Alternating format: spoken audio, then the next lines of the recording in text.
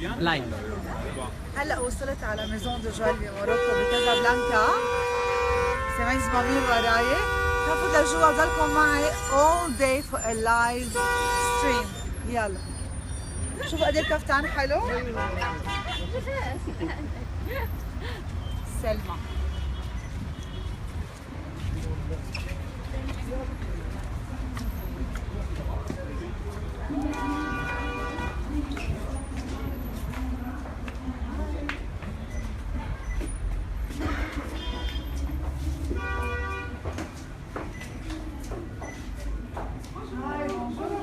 نشرة آمون. صورة هون على الجوال ورا قلبه صغيرة. اوكي. Bonjour tout le monde. Bonjour.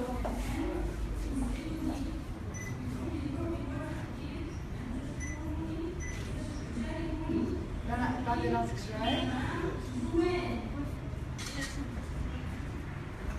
بعد مرة قريب لهون. عشان الضوء بليز. بس يا ريت بس بعد مش عم باخذ اللوجو ورا. Oui.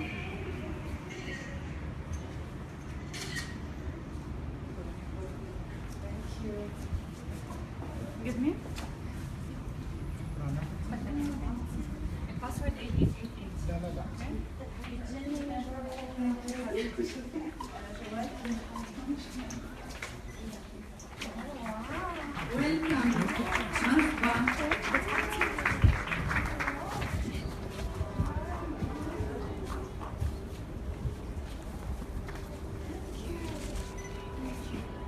مرحبا. هاي. مرحبا كيفكم؟ هاي أنا كثير مبسوطة وسعيدة بوجودي هون معكم اليوم. I'm so happy and excited. Finally ميزون دو جوال بكازابلانكا.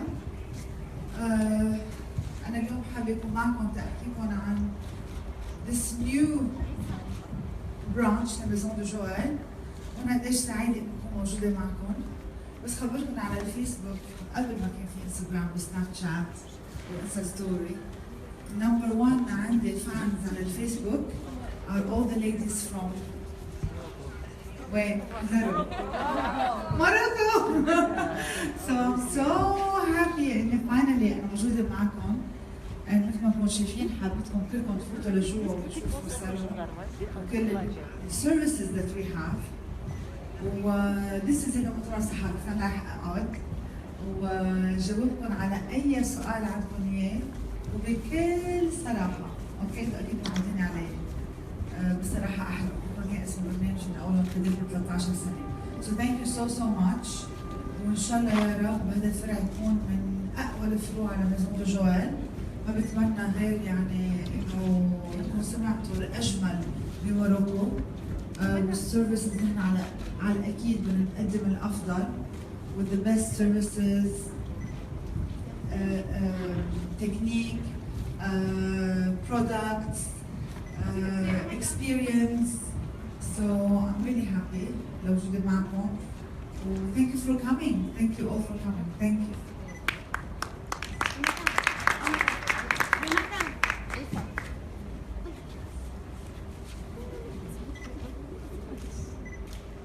أي حدا عنده سؤال؟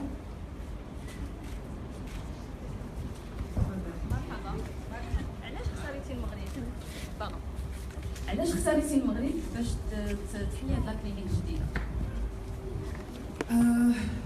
المغرب يعني عندي جمهور كثير كبير بالمغرب.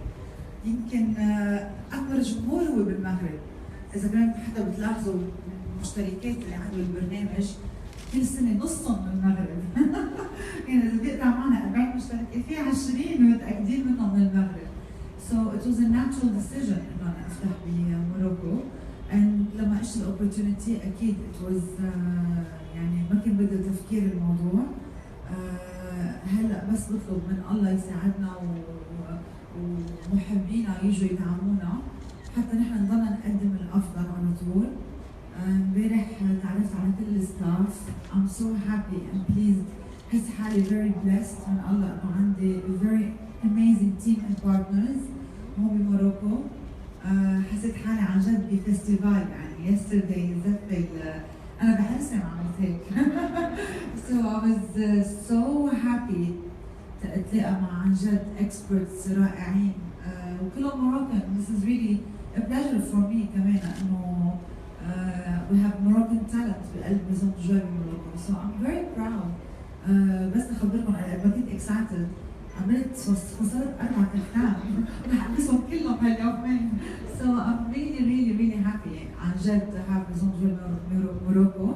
وكان لازم هالشيء يحصل قبل بس لا تكرهوا شيئا، بالعكس لقيتوا تشوقتوا اكثر لوجودنا معكم واكيد ما حنخيبكم ظنكم والسيرفيسز وكل شيء حنقدم لكم اياه. بونجور.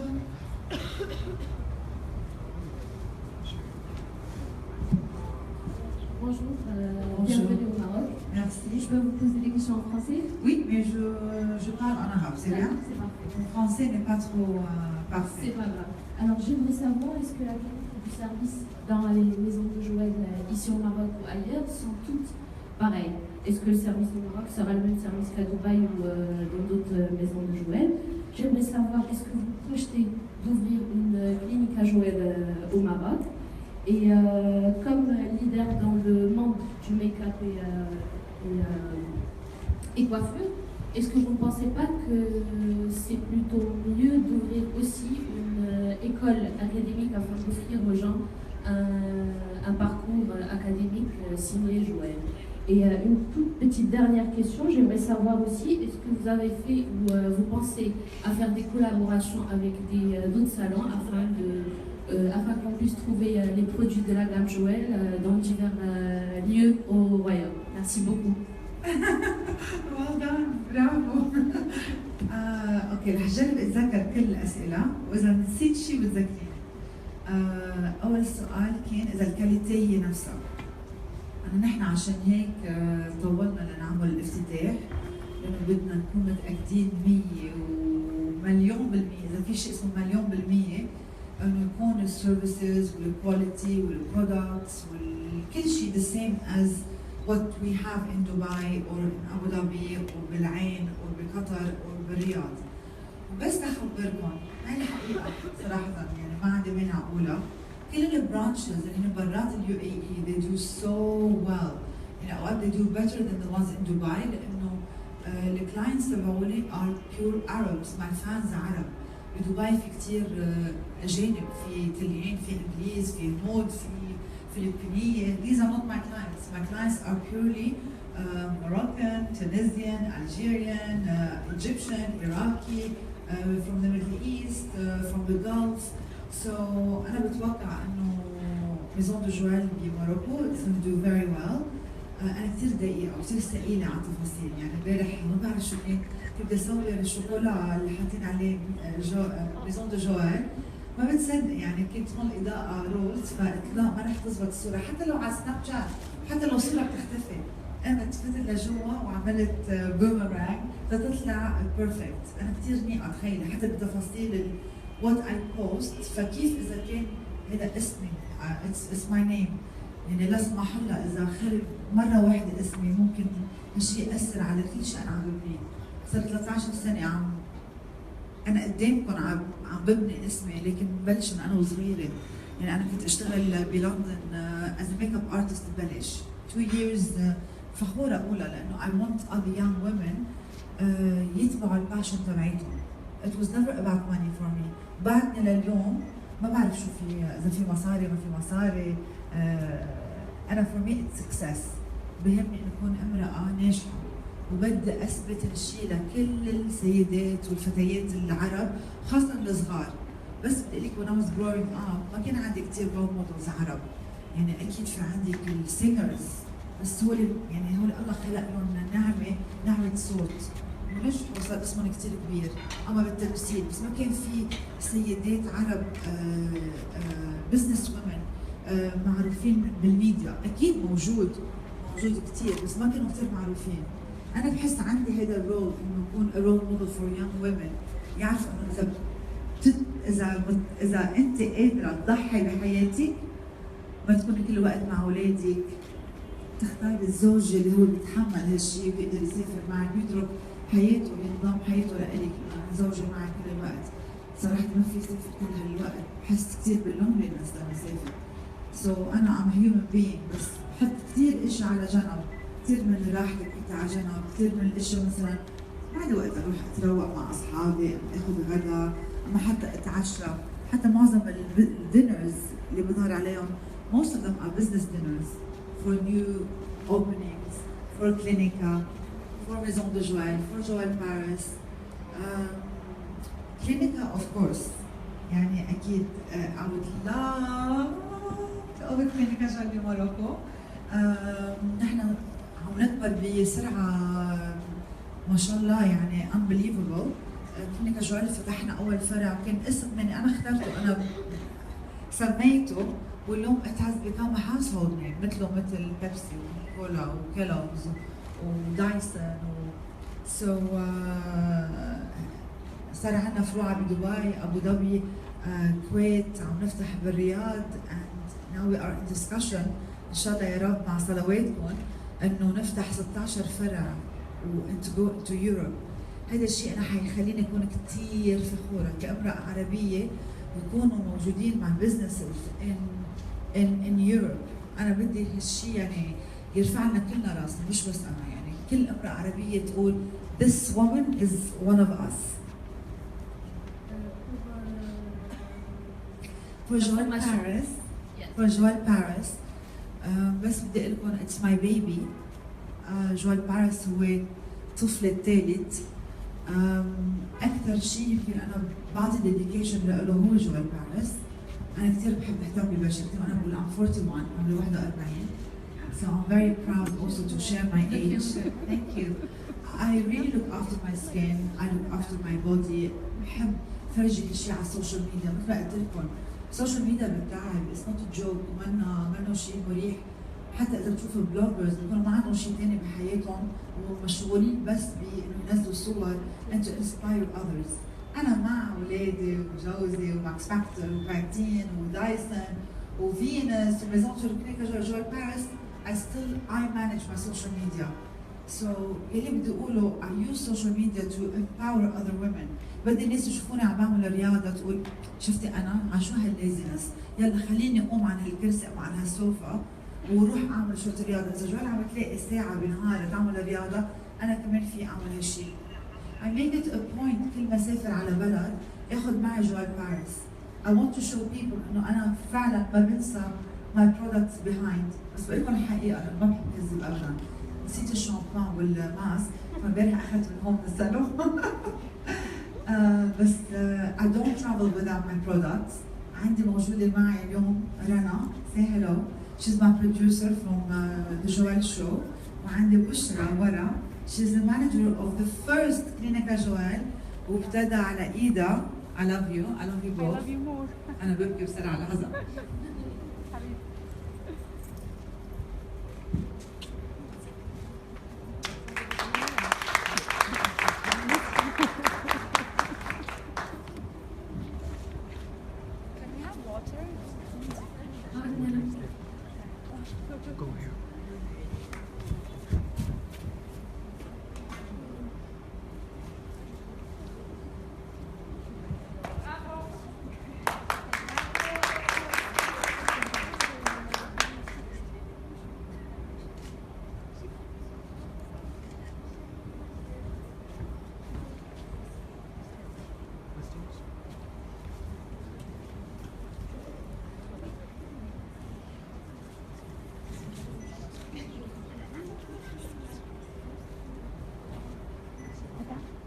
Sorry.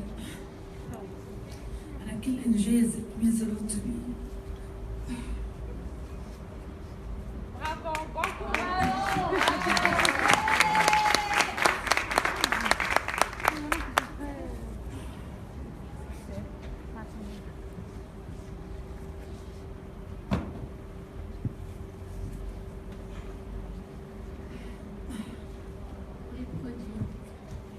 I love Joël Paris.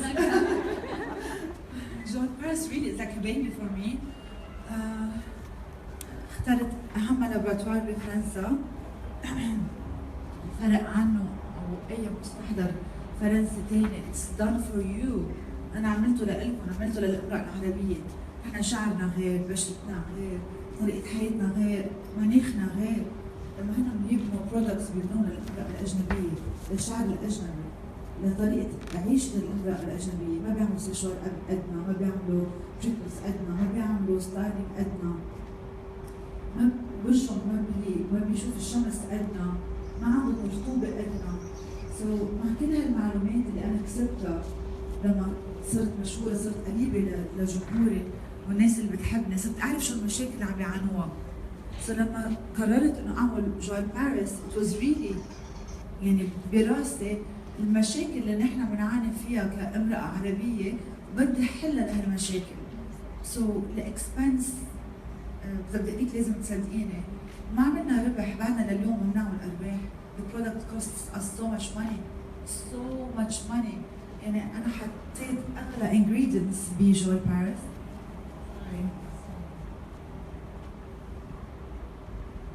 انا حطيت اغلى ingredients بجوال باريس. قلت لهم لللابراتوار I want the most expensive ingredients، بدي اعطي نتيجة حقيقية. Today الحمد لله بفروعتنا بعدنا هون بعد ما وصلنا لهذا الليفل انه they haven't had the real training من عنا honestly على جوال باريس. but نحن we are selling 75% more from جوال باريس than the leading هيك brand, and we will not mention names. I won't mention names. So I'm really proud of this achievement. وبعدنا كل الوقت عم نعمل we producing products that I know you will love. في عنا كادويات لكلكم اليوم, so you're all gonna leave with something from Joël Paris. I'm really happy إنه هون بفرعنا بموروكو it's the only place لأي امرأة بموروكو to be able to come in and to get advice from our experts وتاخذ المستحضر اللي بيناسبها. Et à part Maison de Joël, comment on peut trouver la gamme Joël? Joël Paris only online www.joelparis.com or in Maison de Joël. Pour l'école académique, est-ce que vous pensez ouvrir une école? الحقيقة إذا بفكر أعمل أكاديمي it will be here in Morocco. أنا بقول لك ليش it will not work in Dubai. دبي كل الناس اللي بتجي على دبي اوريدي عندها اشغال، ما فيك تعيش بدبي اذا انت مانك رايحه عندك شغل. So an academy بدبي it will not do well. مين حيدرس فيها؟ إماراتية they will never work as a makeup artist or hairdressers. And the people who are in Dubai they are either studying عم يدرسوا or عم يشتغلوا. So هذا السؤال كان ينطرح علي كثير، كل العالم بيحبوا انه يكون عندي اكاديمي، بس على طول I always think about the future. يعني أي بزنس بفتحه بيكون مدروس from A to Z قبل ما أصلاً الناس تسمع عنه. كلينيكا جونيس بيقولوا واو شو بسرعة أنت عم تفتحي عم تكبري. These are years of planning and meetings and putting strategy. أنا وجوزي أول كم سنة يعني كنا ناخذ الشغل على البيت وناخذ البيت على الشغل وكله فات ببعضه. هلا صرنا احسن we try بنجرب ما نحكي كثير بالشغل بالبيت، بس انا بحس انه انا بس عايشه شغل وبلاحظ الا ما حدا يجي يزورني ببيتي بكون قاعده على اللابتوب لساعة 2 الصبح بيزهقوا مني انه ماي جاد ما بتعملي ما بتفصلي. So my friends are the people I work with. I'm not I hope I'm not a workaholic, بس مثل ما قلت لك success really is a big drive for me. I'm very emotional انه مش بس لإلي. I always think about others. I don't فكر بالآخرين. And I want really to be هيك a powerful person. أعطي power لغيري وآخذ كمان power منكم. أنا ما في أقول لك أنا قديش باخذ power من جمهوري لما أقرأ على الإنستغرام بيقولوا لي إنه we're so proud of you, keep on going. Joël, you look gorgeous. Thank you. Where is Ella? رح فاجئكم قريبا بميك اب توتوريال اللي عملته. رح ما بعرف يعني شو حيصير. انا مجنونه فيه، بس انا اما يعني بس اكيد حكون مجنونه فيه. Ella she's in Dubai, she's very good. الحمد لله يا رب. I would love to bring her here one day. I would really like her to experience what I experienced in Morocco and for to نعمل زفة من أول وجديد. I would love that. I would love to bring Bailey as well. سؤالي حول الخدمات التي تقدم بميزون دو جوال. واش كل الخدمات تشبه بعضها، يعني في كازابلانكا، في دبي، في البحرين، ولا كل بلد عنده خصوصية الخدمات ديالو؟ مثلا حنا عرفنا بأن كاين حمام درتيه البارح، واش كاين حمام في باقي لي ميزون دو جوال؟ ونبغيو نعرفوا شنو كل بلد الخصوصية اللي ما كايناش في بلد آخر. شكرا. يمكن انتم ما بتعرفوا هالشيء بس نحن بلبنان ما بنعمل حمام. It's not part of our culture. أنا امبارح والله العظيم يعني I swear to you لما جربت من الحمام أنا وبالحمام قلت هلا أول ما أطلع من الحمام راح أقول لجوزي لما نعمل فرع الجديد بأبو ظبي أنا حأعمل حمام. So when we were discussing with Fatin about Maison de Joie بموروكو years ago، كم سنة فاتن؟ 3 سنين 4 سنين؟ 3 سنين. Fatin told me بدي أعمل Moroccan bath. I was like of course. يعني نحن لازم يكون في كل السيرفيسز اللي بنقدمها بميزون دو جوال، لكن we need to adjust للكونتري that we are opening in. هلا أنا صار بدي حمام بميزون دو جوال بأبو ظبي. I had the best حمام. I swear to God أنا ما بكذب يعني. بس أصلا بحياتي مش عاملة كثير حمام، يعني عاملة 4 or 5. بس yesterday was أحلى من أي حمام عملته يعني أنا I've been to only the big hotels. ما no comparison. امبارح حسيت حالي عم بلمع. أعطوني جسم جديد. Thank you.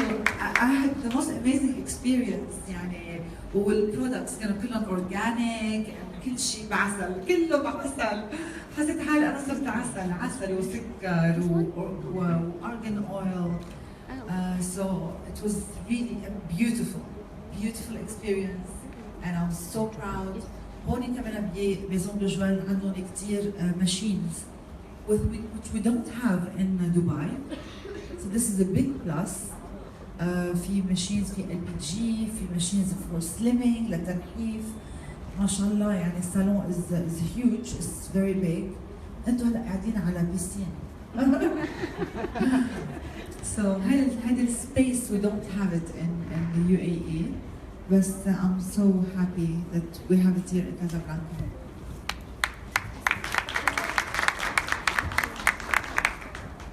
Hi, مرحبا. نستغل الفرصة بنسألك عن رأيك في المرأة المغربية وجمال المرأة المغربية، يعني كخبيرة تجميل وخبيرة جمال. وسؤالي الثاني هو راح نشوف ميزون دو جوال في مدن مغربية أخرى ولا راح تكتفي بكازابلانكا؟ No, of course. لازم نحن نفتح مش بس بكازابلانكا، بقية المدن اللي بتتحمل يكون فيها ميزون دو جوال أو يكون في إقبال على ميزون دو جوال. رأيي عن المرأة المغربية أنا شو بدي أقول لك؟ يعني مش بحس مش ناطرين لرأيي. الامرأة المغربية في ارتكل بتضل ينعمل لي له ريبوست تاجينج. يعني انا بقول الامرأة المغربية عندها ستايل كثير معين. شوفي انا اصلا يعني هذا الجلامر ما فينا نلبسه غير هون. امرأة جميلة جدا، بتحب الفاشن، بتحب الموضة، بتحب تكون متألقة. بس انا بحب اقول هذا الشيء كمان الامرأة العربية يمكن مغربية أو لبنانية، سورية، عربية، مصرية، نحن بنحب to be glamorous مش مثل معظم الأجانب. We like to show our beauty, femininity، بنحب الأنوثة. والرجال يعني حوالينا بحبوا يخلونا نحس بالأنوثة تبعيتنا. So حتى أطفالنا غير. يمكن الأجانب أطفالهم ولا مرة بيقولوا لأمهم مثلا حابة يشوفك حتى مانيكير أو حابة يشوفك حتى ميك اب، ماما بدك يشوفك برنسيس. بس احنا اولادنا بيطلبوا هالشيء، نحن طبعا بنحب تو بي جلامرس. يمكن احنا اقرب للتالين بحبنا للجمال. بعدنا نحن بلبنان بنحتفل بملكات الجمال، وبعده هذا حدث كثير كبير على التي في.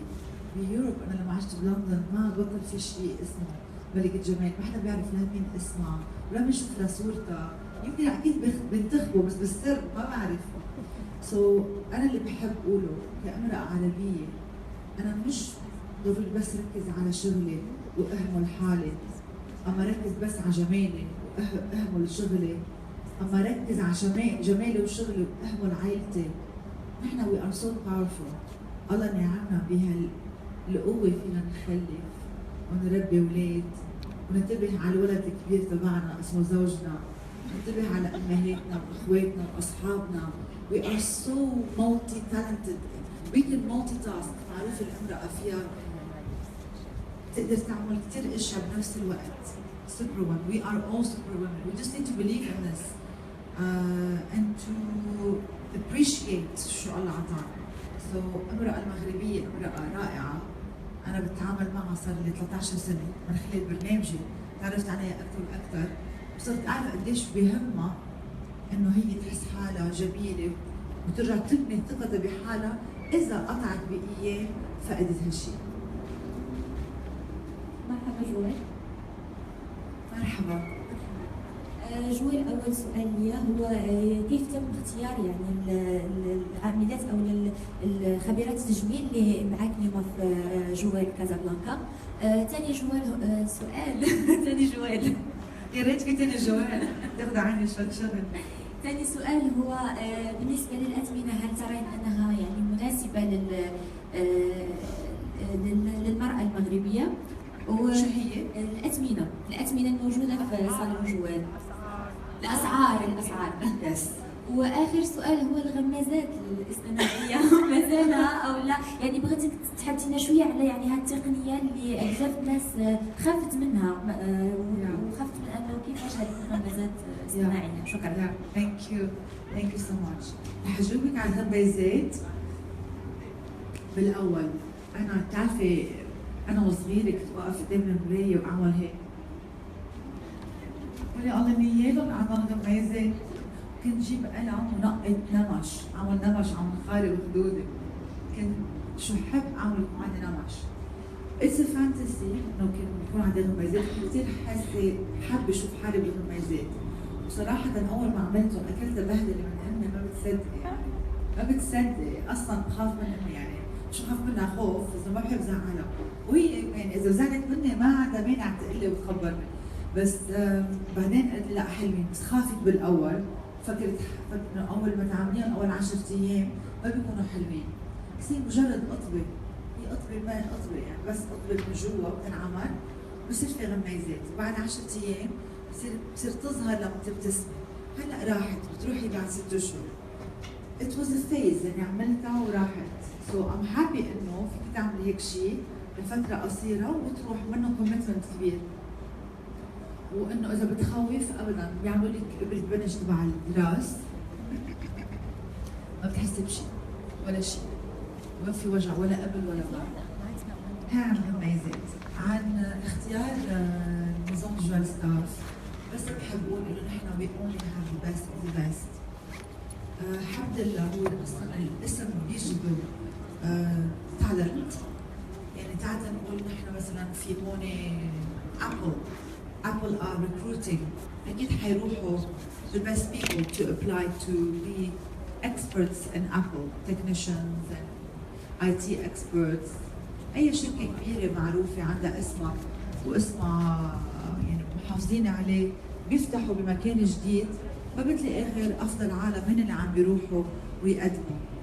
So when we open Maison de Joël يمكن بموروكو أو بقطر أو بالسعودية وبالعراق، على فكرة هيدا خبر لكم بعد صحافة يمكن ما بتعرف، مضينا العراق.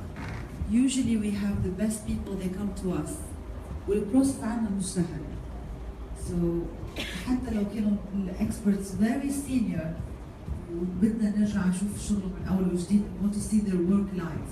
ما بدنا صور، ما بدنا يجيبوا حدا معهم انا عامل لها شعرها، عملت لها ميك اب. So this is how we choose. And we always choose الناس اللي بيشتغلوا التقنيات اما الستايل اللي قريب لميزون دو جوال.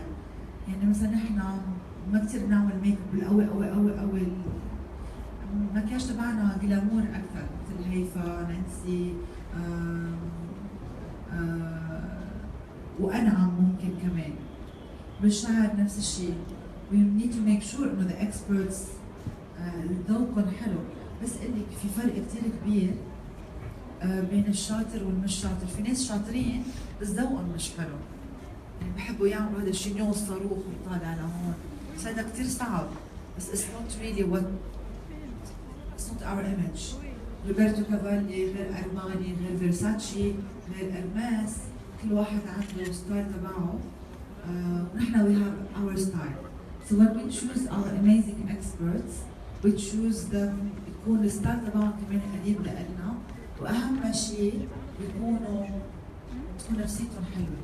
أنا بحب إنه لما أي زبون تفوت لعنا تحس بالسعادة والراحة. أسعارنا of course we cannot have very low prices. كما إنك شايفة بنصرف كتير على الديكور. We employ the best hairdressers and makeup artists and experts. وما بيجوا أكيد at a cheap price. So أسعارنا على طول هي بتكون أسعار الماركت بالصالونات اللي they have the same service and quality. So we don't go over and we don't go under. في كتير أوقات في أسعار عنا هي ممكن تكون أقل من صالون تاني. يعني أنا بس بعطيك إكزامبل بدبي في كتير صالونات 50% من أسعار صالوناتهم أغلى من عنا. وحتى كمان على حسب من صالون لصالون. في عنا مثلا صالون اسمه اكسبرس صالون، سمول صالون أسعاره أقل من مثلا صالون جميرة، لأنه it's to do with the competition اللي هي حوالينا. So for us it's not about أسعار، it's not about it's about giving good quality. نحن بدنا نبني زباين، نحن مش فستان بينشرى فستان عرس وخلص. نحن we want our clients to يجوا لعنا على ميزون دو جوال هذا بيتهم. وأنا بستقلك أول ما فتحت ميزون دو جوال قبل ما أفتح كنا عم نختار اسم. أنا سميته قصد ميزون. أنا قلت لهم بدي العالم لما يفوتوا على الصالون يحسوا حالهم ببيتهم، لأنه الامرأة ممكن تروح على الصالون مرة بالأسبوع، مرتين بالأسبوع، مرة تعمل ضفيرة، مرة تعمل سشوار، تعمل تريتمنت، بدها تفوت وتحس بكأنه هذا بيتها. بلس الموظفين بقضوا أكثر وقت بشغلهم ما بيقضوه ببيتهم.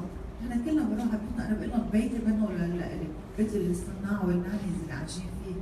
أنا ما بشوف بيتي، بشوف التخت، بروح بنام بوعى وبتحمم وبمشي. So it's maison for all. It's for the clients and for our experts, and it's a happy place. أهلا جوي. عندي سؤالين في الحقيقة. السؤال الأول بغيت نسولك عن طموحاتك يعني من بعد ميزون دو جوال، يعني إلى أين ممكن أن تصل طموحات جوال؟ والسؤال الثاني واش يعني ما عندكش خوف من في المستقبل أنه جوال يعني تكبر في السن؟ أنا بتعرف لو بخاف من إني أكبر بس أكيد ما بدي تصير عندي ترهلات وأنصح وما بعرف يعني I don't know. بحس إنه حضرني I will keep on maintaining. مثل ما تكونوا شايفين يعني أنا أوكي of course عاملة عملية تجميل، لما بعمل أشبه حدا ثاني وبعمل عملية أنا ما بعرف إنه هذا الشيء صار على الموضة. أنا بعمل عملية to maintain. أصلاً أنا بنت جميلة عمري 18 سنة، وجد بدي بشعر صرت حلوة، فبطلع أوقف على صوري من 10 سنين وأقول كيف كنت هيك شكلي شو بشعر؟ من 4 سنين كانت الموضة غير، كانت طريقة الميك اب غير، الألوان غير، شعري غير، تسريحته غير، حواجبي ضخمهم غير، كل شيء بيكون غير. سو حضرني حافز، بس أنا لازم الامرأة تحب كل مرحلة بحياتها. أنا اليوم عندي ثقة أكثر من لما كان عمري 18. لما كنت بمسألتي كنت على شوي انوركسيك، لما كنت خايفة من الكومبيتيشن، كنت بطلع على البنات شوفهم قديش هن حلوين، إنه مستحيل أنا أربح. سو أنا اليوم بطلت أطلع على حالي تقيم أنا قديش حلوة أو قديش بشعة أو نو I look at other things. الأشياء اللي هي أهم. يعني أنا إذا بتقولي لي أنت بشو أكثر شيء فخورة؟ أكثر شيء أنا تربيتي لأولادي أكثر شيء يعني أكثر شيء أنا فخورة فيه. قديش الله يخليني إياهم، الله يخلي أولادي الكل، قديش أنا وأولادي مهذبين، قديش لما رحت مرة على المدرسة مع ابني صرت أبكي قدام المعلم لأني أصلاً ببكي بسرعة. إذا في شيء هيك يعني بفوت على قلبي صرت أبكي. لكم خبرية معلي نطلع عن الجو شوي، خبركم خبرية. رحت على المدرسة فانا ابني بحافظ له على البرايفسي شوي تبعيته. كثير ناس بيتهموني انه بحب الا اكثر، بس انا ابني ما كثير بحب يتصور، الا بتحب تتصور. فبقول له بليز بس كلمين، بليز يور فانز ار اسكينج بليز. مهم اوقات بيقبلوا، بيجيب الترجية ما بيجيب بالفرض. مهم رحت على المدرسة شكلي بخوف، يعني نامي شعري مربوط وتركي ميتنج ووريك دايركت. فبفوت على المدرسة بشوف هلا ابني لابس التاي بطلع الموبايل على الانستا ستوري ورني اي لاف يو، شوف ابني شو حلو. برجع بقول انا جايه على المدرسة ركض عندي بارنت تيتشر ميتنج بس اكيد ماني خايفة انه هيز ان اي ستودنت اني واي. خلص مسكت الموبايل فوت لجوا. اول معلمة بقعد معها بلش تحكي لي انه قديش بيلي از ان اميزنج تشايلد، انجليز كله، فمش عرب انه تقول انه بيجاملوا مثلا ما بيعرفوني، ما بيعرفوا شيء عن حياتي، بيعرفوا انا مشهوره، بروح على مدرسه انجليزيه. قلت اوكي انا كثير مبسوطه. رحت عند الثاني وابني منقى سوجيت صعبين، يعني منقى انجلش ليترشر، منقى ايكونومكس، منقى فيزيكس، ومنقى سايكولوجي. المهم تاني استاذ عم بشفط دموعي لجوا، تالت عم بشفطهم اكتسب بجرب فكر بشيء تاني تبع ابكي بجلس حالي قدام الاستاذ. رحت عند رابع شيء سايكولوجي، فسايكولوجي از نيو سوجي جديد ما بياخذوه غير بالجي سي اس اي. قاعد هيك عم تقول المعلمه بيني عم بخبرك شو عم نعمل بالصف. قلت خيي هيدي اوبورتونيتي شكيله للمعلمه. ورحت هيك طلعت فيه قلت لها لا بيني ما عم بيقول لي شو عم بيعمل، ما بيحكيني. شو بالضبط بتقول لي هي؟ برافو انت انجليزيه اوكي برافو it means انت you are doing a great job، انت عم تربي رجال. هي قالت لي هيك بلشت دموعي يكروا. انا شو حسيت انه خلص رح يفل من البيت، خلص حياخذ شنطته هيدا الرجال ولا حيفل. بلشت دموعي يكروا. اخر شيء ما بتصدق قبل ما فلينا قلت له بيلي بليز خبرها لامك شو عم تعمل في المدرسه. اول شيء قال لي لا برافو ما بيخبرك، قال لي لا بليز خبرها لامك. So I'm so proud of my children. I'm proud of my achievements. ما كثير بقى بركز على شكلي، بس اكيد لما يصير في شيء يعني بتحسي مثلا بالتجاعيد او البوتوكس، بحس مثلا في محل صار وجهي كثير ضعيف او الدول بتقفله. بس I do them for me. I do them to stay looking good مش كهوس. So في فرق كثير كبير. في ناس بيقولوا لي انت جرب بتحبي تشجعي التجميل؟ بقول يس اكيد. اذا واحد مثلا كثير متضايقه من منخاره اكيد ما رح ضل لا شو بدي بالموضوع. انا ماني عايشه بجسمه، انا ماني عايشه بعقله. والشغله الثانيه خليها تتخلص من كل شيء كرهانته، تتركز بحياتها على الاشياء الافضل، تركز انها تنجح بشغلها، بيكون عندها هالشيء اللي مخليها على طول تستحي لما تواجه العالم. سو لإلي التجميل بطل شيء مثل هول اللي بنشوفهم، يعني كل شيء اوفر، كل شيء كرتون. It's more for keeping up what you have and gaining your self-confidence تقدري بالحياة انت تواجهي من مكان وتكوني سعيدة، والسعادة هي للإنسان نفسه. وأهم شيء التجميل يكون لها للامرأة، مش ترضي جوزها، ترضي صحبتها، أما ترضي أمها، بيها، ترضي نفسها وبس. كيف سألت طموحاتك؟ صح طموحاتي، بتعرفي I have of course the dreams ما بيوقفوا. يعني أكيد I would love to be، بتعرفي في opportunity I think إنه يكون بكل big major city عربية، موروكو، بتونس، بالجزائر، بالخليج كله، بالعراق، بسوريا، ان شاء الله مع لما تصير الاحوال احسن يا رب. بنصلي لهالشيء. حتى بيوروب في كثير عرب عايشين باوروبا بامريكا، بس بتعرفي يعني ما في اركض كثير، it takes time to set up.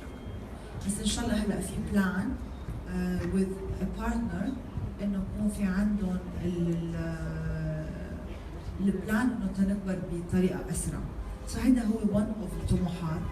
الطموح الثاني for Jewel Paris، يعني Jewel Paris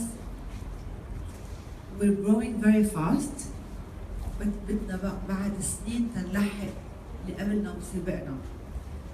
حلمي انه يصير مثله، مثل موجود مثل اي براند فرنسيه اما جابانيز من المعروفين، يصير متوفر بنفس الطريقه وتصير الجام كبيره بهذا الكبر. في كثير طموحات صراحه، يعني I'm always dreaming. انا بحلم كثير بس ما بحب احلم وما اعمل الحلم، اللي بحس انه الاشياء اللي حكيت عنهم حيصيروا، ما بحس انه ما حيصيروا، بالعكس بضلني على طول بحس انه مش متفائله، حتى بقول انه حيصيروا، حاشتغل وحيصيروا، رح خليهم يصيروا. I will make them happen. يعني until the day I die I'm sure I will keep on working. حضلني عم بشتغل لحقق قد ما فيي من الاشياء اللي انا مفكره فيها.